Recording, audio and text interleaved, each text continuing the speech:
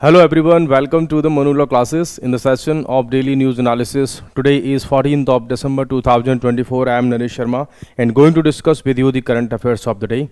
First of all, we are going to have some questions based on the previous day session. So just have from the question number 1. So the question number 1 is regarding the World Chess Championship in 2024. So here is the question, who became the youngest world chess champion? So कौन इसमें world chess champion बन गया? That is D Gukesh, जो कि India के हैं और इन्होंने ये वर्ल्ड का अपना एक रिकॉर्ड भी बनाया है एज अ यंगेस्ट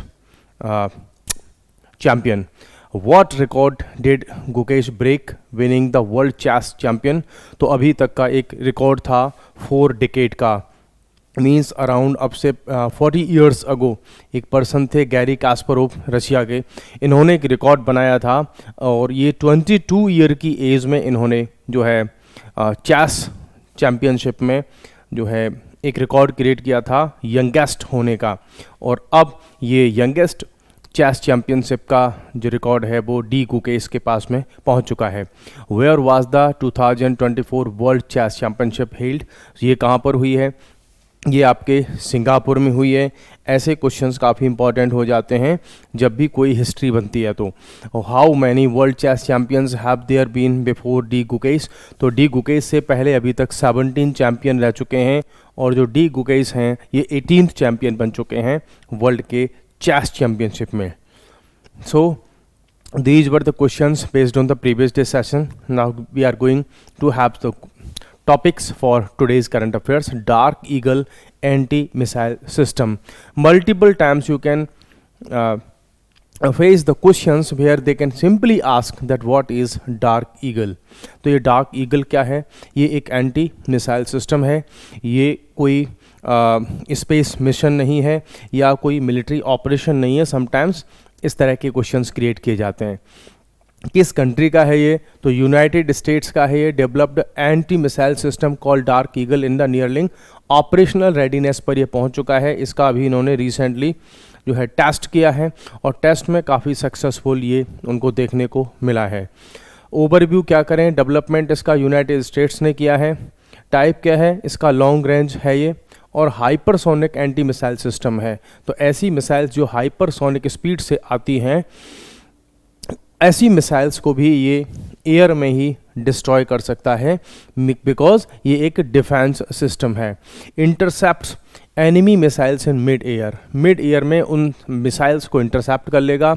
स्टॉप कर देगा बैलिस्टिक मिसाइल, क्रूज मिसाइल या हाइपरसोनिक कैसी भी मिसाइल से अगर उस रीजन पर अटैक किया जाएगा तो ये जो डार्क ईगल डिफेंस सिस्टम है ये उन मिसाइल्स को रोक देगा. ऑपरेशनल रेंज की अगर बात करें तो 27.75 किलोमीटर्स की इसकी रेंज है, लगभग इतने माइल्स में. तो strikes deep with in adversary territory. ये अगर कोई कंट्री है उसकी टेरिटरी और यहाँ पर हमने इसको इंस्टॉल कर रखा है तो इस कंट्री के अंदर भी 2700 किलोमीटर के आसपास तक की रेंज में ये उसको गिरा सकता है. तो मीन्स जब ये मिसाइल इनकी तरफ आ रही होगी तो उसको वहीं पर ख़त्म कर देगा, उसमें बीच में ही कहीं उसको पहले से ही ये डिस्ट्रॉय कर देगा. तो ये काफ़ी पावरफुल है. बैलिस्टिक मिसाइल के फीचर्स क्या क्या होते हैं इसमें अगर देखें तो 2 स्टेज पर काम करती है. हाइपरसोनिक ग्लाइड वॉरहेड इसमें यूज होते हैं, capable of reaching speeds of 17 Mach. जो हाइपरसोनिक मिसाइल होती हैं साउंड की स्पीड से ज़्यादा उनकी स्पीड होती है और इसकी तो 17 मैक तक पहुंच गई है. वॉरहेड स्पीड्स बिटवीन इतने तक की इसकी स्पीड हो जाएगी और 50 किलोमीटर तक जो है हाइट में जाकर के ये काम कर लेगी जब यहाँ से मिसाइल लॉन्च होगी. तो काफ़ी इंपॉर्टेंट हो गया है. यहाँ से मेन क्वेश्चंस कुछ और बनते हैं तो वो ये बनते हैं कि इसको जो एक्चुअली डिज़ाइन किया है ये चैलेंज करने के लिए डिज़ाइन किया है जो रसिया का है. आप सब जानते होंगे कि रसिया और यूएसएसआर का, रसिया और यूएसए उनका 36 का आंकड़ा रहता है ना. वो हमेशा एक दूसरे के एंटी रहते हैं. तो रसिया के अभी तक के जो मिसाइल सिस्टम थे, जो मिसाइल डिफेंस सिस्टम थे, उनमें सबसे फेमस है इसका S-500 और S-400. अभी जो यूएसए ने जो बनाया है डार्क ईगल, ये इन दोनों से भी ज़्यादा पावरफुल है. ठीक है, तो ये इसीलिए इंपॉर्टेंट हो जाता है कि रसिया के किसी सिस्टम के ये अगेंस्ट में है. एथलीट बायोलॉजिकल पासपोर्ट, ये एक नया टर्मिनोलॉजी है. एथलीट बायोलॉजिकल पासपोर्ट क्या है? ये वाकई में कोई पासपोर्ट है और क्या इसमें बायोलॉजिकल चीज़ें क्या हैं। सो जो एथलीट का बायोलॉजिकल पासपोर्ट है, actually it's not a proper passport. ऐसा नहीं कि कोई पासपोर्ट है और मिनिस्ट्री ऑफ फॉरेन अफेयर्स इसको कोई रिलीज़ कर रही हो कि आप एक कंट्री से दूसरे कंट्री में जाने के लिए हो, नहीं। जनरली होता क्या है कि जितने भी एथलीट्स होते हैं वो परफॉर्मेंस बूस्टिंग के लिए कई बार डोपिंग कर लेते हैं। मींस वो कई बार क्या कर लेते हैं, कुछ ड्रग्स वगैरह का यूज कर लेते हैं। उसके लिए जो वाडा है ना, वर्ल्ड एंटी डोपिंग एजेंसी, ये डिफरेंट टाइप के टेस्ट करती है। इन्होंने उन्हीं टेस्ट की सीरीज में एक स्टेप लिया है और उसी का नाम है एथलीट का बायोलॉजिकल पासपोर्ट, है ना। So world anti doping agency has granted approval for the National Dope Testing Laboratory as the Athlete Passport Management Unit to manage the athlete biological passport। इसने जो है नेशनल लेवल पर जो है India को भी इसको अलाउ कर दिया है कि आप ये एथलीट जो बायोलॉजिकल पासपोर्ट है उसको मैनेज कर सकते हैं। क्या पर्पज है इस एथलीट बायोलॉजिकल पासपोर्ट का? N advanced anti doping tool that monitors N athletes biological marks over time. Means generally जब डोपिंग टेस्ट होते हैं तो आज टेस्ट कर लिया, कल तक या परसों तक जो उसमें आपका गेम होने वाला है, जो भी प्ले होगा उसके लिए वो यूज होगा। इसमें क्या होगा, इसमें रेगुलर इंटरवल पर उसके बायोलॉजिकल मार्क्स वगैरह जो हैं वो यूज होंगे। मीन्स चाहे उसका ब्लड के सैंपल्स हो गए, यूरिन के सैंपल्स हो गए, वो सारी चीज़ें कंटिन्यूसली उसमें रिकॉर्ड होती चली जाएंगी। और आई होप कि आने वाले टाइम में ये एक इतना स्ट्रॉन्ग उनके पास में डेटा बन जाएगा, वाडा और नाडा के पास में, कि अगर आज कोई एथलीट है ना, आज कोई एथलीट उसके ब्लड में जो सैंपल्स मिले और वो मान लीजिए ABCD इस स्टैंडर्ड के थे, तो रेगुलर जब उसकी मॉनिटरिंग होगी तो आज से अगर 3 इयर्स बाद उसके ब्लड सैंपल्स को देखेंगे तो प्रीवियस वाले से जब कंपेयर करेंगे तो उनको पता चल जाएगा कि इसके ब्लड में क्या क्या चीज़ें अप डाउन होती रहती हैं। तो ये एक लॉन्ग टर्म जो रिकॉर्ड है वो क्रिएट हो जाएगा नेशनल लेवल पर भी और वर्ल्ड लेवल पर भी। तो कोई भी जो एथलीट है जब भी किसी उसमें पार्टिसिपेट करेगा तो केवल एक टाइम पीरियड का जो रिकॉर्ड है वही नहीं, अब लॉन्ग टर्म के जो रिकॉर्ड्स होंगे, चाहे वो उसके ब्लड के हों, यूरिन के हों, वो सबको इसमें यूज किया जाएगा। प्रिंसिपल ऑब्जेक्टिव्स इसके क्या हैं? टारगेटेड टेस्टिंग होगी, कोरोबरेटिंग एविडेंस होंगे उनके पास में, क्योंकि रेगुलरली वो उनके सैंपल्स वगैरह ले रहे हैं तो वहाँ से एविडेंस उनके पास में मिल जाएंगे कि भाई इसका जो ब्लड लेवल है, इसमें जो भी चीज़ें हैं उसके ब्लड में शो होती हैं वो इस तरीके से होती हैं। हीमेटोलॉजिकल मॉड्यूल क्या होगा? ब्लड के सैंपल्स का ही उसमें यूज होगा, है ना। स्टेरॉयडल मॉड्यूल क्या होगा कि लोग कई बार स्टेरॉइड्स ले लेते हैं, है ना, तो वो भी उसमें सैंपल उसकी ब्लड सैंपल में दिख जाएंगे। एंडोक्राइन मॉड्यूल क्या होगा? जो हमारी एंडोक्राइन सिस्टम होता है उसमें भी बहुत सारे चेंजेस होते रहते हैं, ये उसको भी रिकॉर्ड करेगा।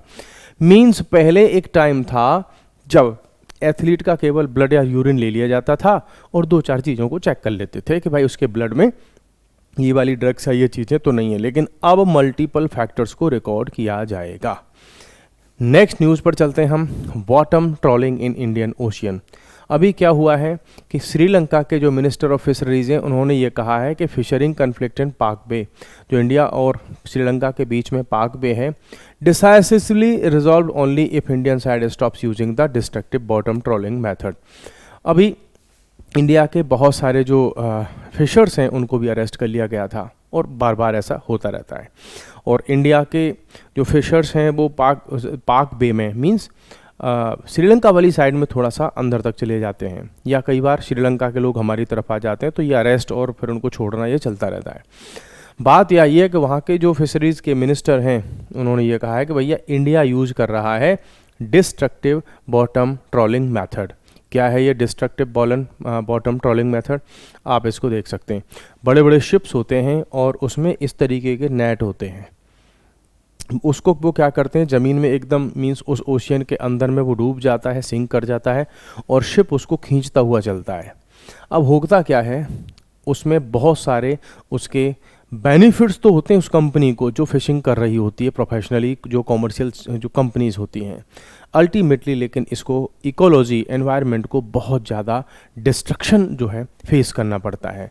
क्या है ये सब? आप देख सकते हैं कि जब ये इस तरीके से खींचा जाएगा बहुत हैवी वाला, तो जो ओशियन का फ्लोर है ना, वहाँ पर ऐसे कितने सारे लिविंग ऑर्गेनिजम्स होंगे, कितने सारे छोटे छोटे प्लांट्स होंगे जो इसकी वजह से बिल्कुल ख़त्म हो जाएंगे, डिस्ट्रॉय हो जाएंगे, है ना। तो आइए अब हम देखते हैं कि क्या क्या इसके जो है मैटर हैं। तो बॉटम ट्रोलिंग मेथड क्या है, ये तो आपको समझ में आ गया होगा कि इसमें बहुत हैवी नेट होते हैं अक्रॉस द सी फ्लोर पर, और heard and capture the target species like ground fish और क्रैब्स। सबको ही इसके अंदर जो आता है सबको खींचे हुए चला आता है ये। तो जो हमारे लिए टारगेटेड फिश थी वो तो आएगा ही, बाकी अदर जो ऑर्गेनिजम्स थे उनको भी इस नेट में वो फंसा लेते हैं।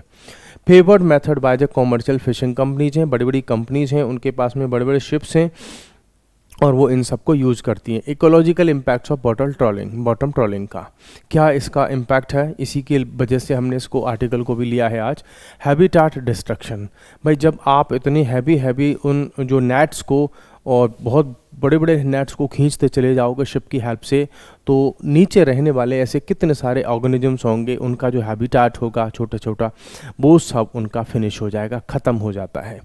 बायोडाइवर्सिटी लॉस, कई बार ऐसा होता है कि पूरी की पूरी कोई एक स्पीसीज़ पूरी तरह से ख़त्म हो जाती है क्योंकि उसका जो हैबिटाट था, उसका हाउस था, वो पूरी तरह ख़त्म हो जाता है।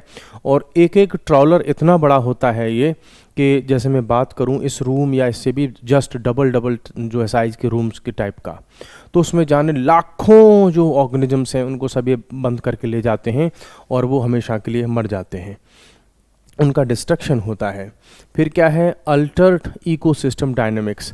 अब क्या है कि कोई एक छोटा सा जीव है, किसी दूसरे पर डिपेंड है, वो किसी प्लांट पर डिपेंड है, प्लांट वहाँ के उसकी सॉइल पर डिपेंड है। जब ये ट्रॉलिंग होती है तो लोअर लेवल से लेकर के और हायर लेवल तक क्या होता है, उस सब का डिस्ट्रक्शन होता चला जाता है। तो अल्टर्ड इकोसिस्टम डायनामिक्स, जो वहाँ का इकोसिस्टम होता है वही पूरी तरह से ख़त्म हो जाता है। आप ऐसे समझो कि लैंड पर अगर हम किसी एक जंगल में आग लगा दें और उसकी प्लोविंग कर दें, उसको खेत को हम जो है क्लीन कर दें बिल्कुल, तो वहाँ का जो इकोसिस्टम था, प्लांट्स पर रहने वाले ऑर्गेनिजम्स, बहुत सारी एंट्स, चींटियाँ, वहाँ पर रहने वाली बर्ड्स, उसके नीचे रहने वाले बहुत सारे स्नेक्स या और भी बहुत सारे जीव जंतु जो रहते हैं लिविंग ऑर्गेनिज्म, सब ख़त्म हो जाते हैं, पूरा उनकी दुनिया ही ख़त्म हो जाती है। तो वो सब होता है।